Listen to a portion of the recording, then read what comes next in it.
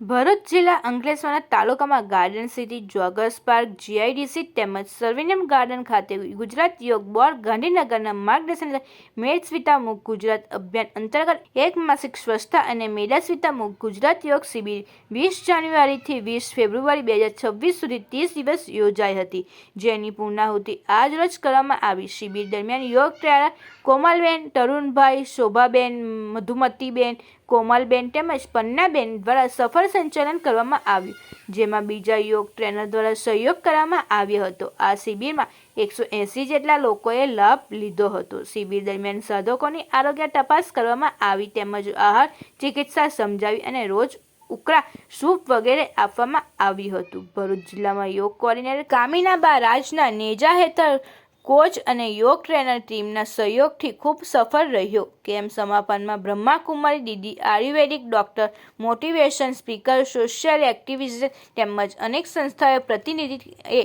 કેમ્પમાં હાજરી આપી હતી।